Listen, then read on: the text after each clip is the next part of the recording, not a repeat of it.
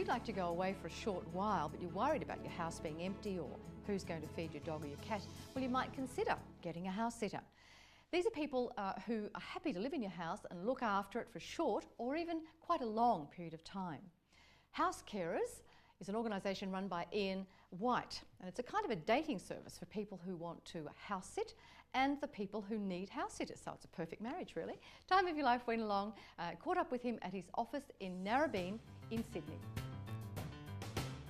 We started housecarers.com in October 2000.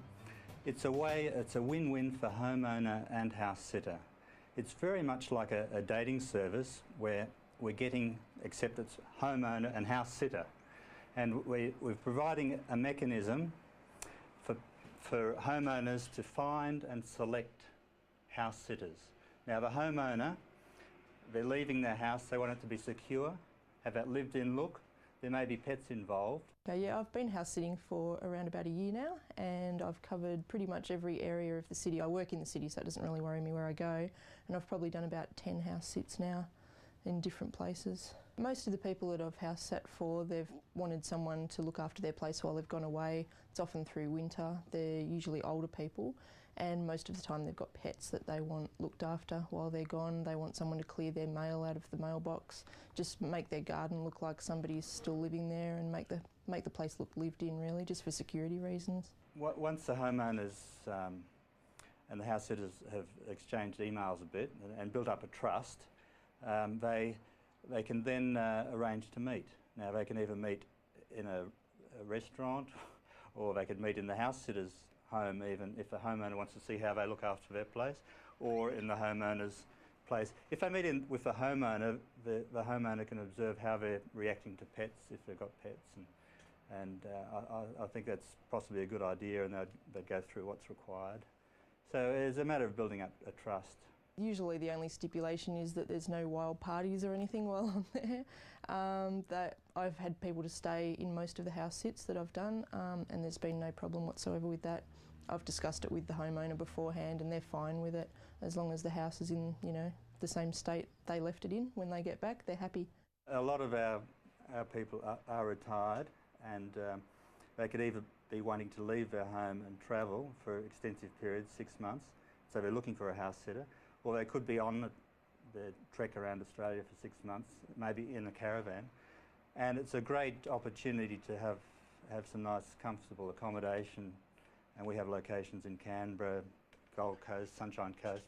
It's filling in for people who are perhaps even retired and they want to go to the city. Yeah, one time I ended up looking after a donkey, 2 cows and 2 horses at this one place. They were on 5 acres or something, and I had to get up at 5 in the morning every morning just to make it to work on time, because that was a fair way out of the city.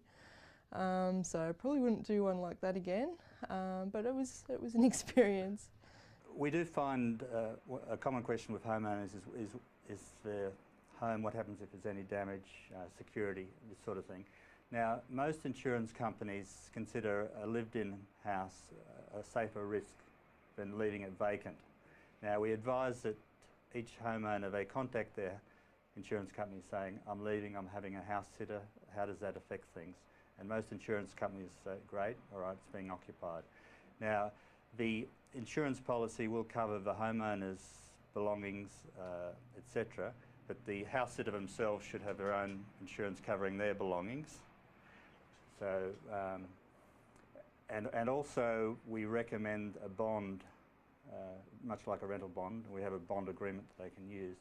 A bond is taken out and held by independent third parties such as a solicitor, and that's covered in the house sitters agreement.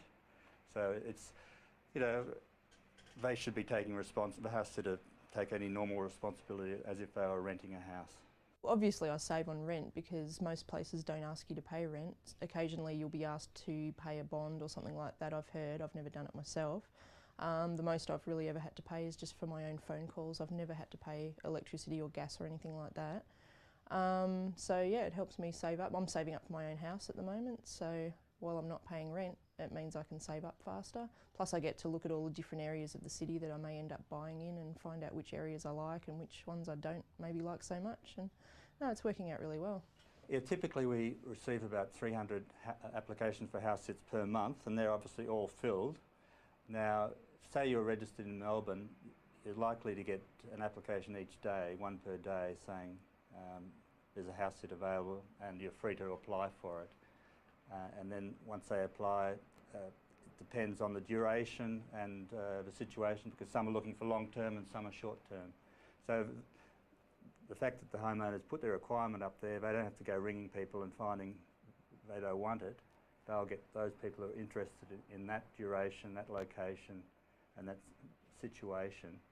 Well, the houses vary from, say, a small flat, which I've done, up until quite a large split-level property that I've done quite a few times now, and they've got a tennis court and swimming pool and all that sort of thing, so it's very enjoyable to go up there. I do that every few months, actually. That's a regular one that I've done a number of times now.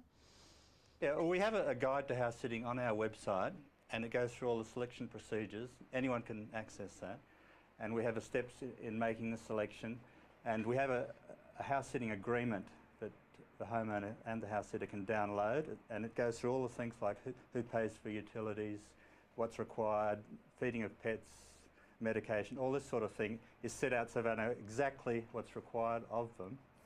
So the homeowner and the house sitter can both sign this agreement, and we also recommend a bond. We have a bond form. We don't actually, they can then lodge that either with a solicitor or a real estate agent. But it's very important that it's put in writing so everyone knows what's required. What a great service. And you know, Ian runs that on an international basis from just one office in Narrabeen.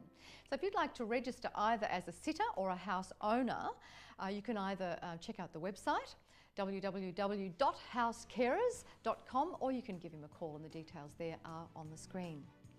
Certainly it's a very practical idea, and I've actually done it, and it worked very well, I must say. We'll be right back to look at scooters.